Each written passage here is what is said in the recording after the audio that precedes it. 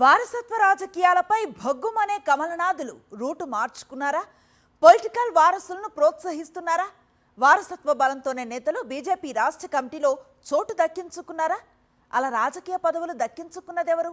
రాష్ట్ర కమిటీపై కాషాయ పార్టీ అంతర్గత చర్చల్లో ఏమనుకుంటున్నారు? బీజేపీ రాష్ట్ర కమిటీపై అసంతృప్తి రాజుకున్న వేళ అందులోనే మరో అంశం తెలంగాణ రాజకీయాల్లో ప్రత్యేకంగా చర్చనీయాంశమవుతోంది.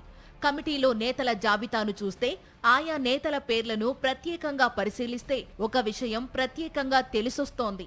ఇప్పుడు ఇదే బీజేపీ కమిటీలో హాట్ టాపిక్ గా మారింది. ఎందుకంటారా?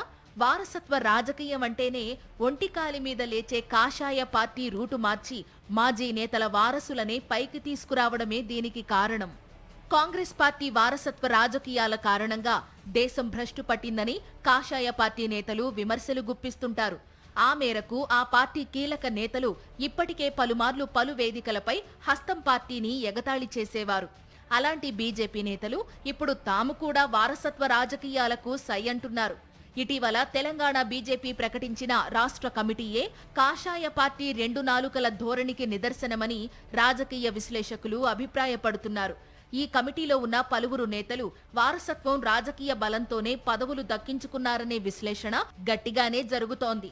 బీజేపీ రాష్ట్ర ప్రధాన కార్యదర్శిగా అనూహ్యంగా మాజీ హోంమంత్రి దేవేందర్ గౌడ్ తనయుడు వీరేందర్ గౌడ్ దక్కించుకున్నారు. ఇక మొన్నటి వరకు హర్యానా గవర్నర్ గా బాధ్యతలు నిర్వర్తించిన బండారు దత్తాత్రేయ చక్రం తిప్పారు.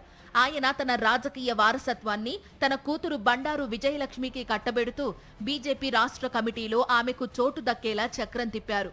తాజాగా బీజేపీ రాష్ట్ర కార్యదర్శి పదవిని బండారు విజయలక్ష్మి దక్కించుకున్నారు.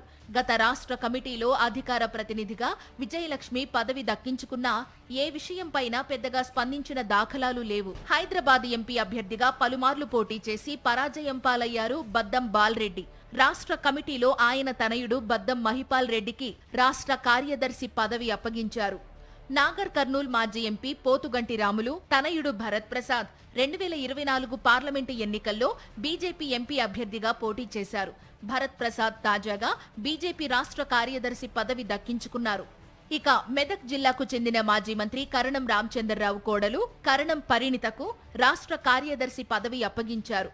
ఇక బీజేపీ ముఖ్య అధికార ప్రతినిధిగా మాజీ ప్రధాని పివి నరసింహారావు మనవడు ఎన్వి సుభాష్ కీలక పదవి దక్కించుకున్నారు. ఈ నేపథ్యంలో కాషాయ పార్టీ రాష్ట్ర కమిటీ ఎంపికపై రచ్చ కొనసాగుతూనే ఉంది.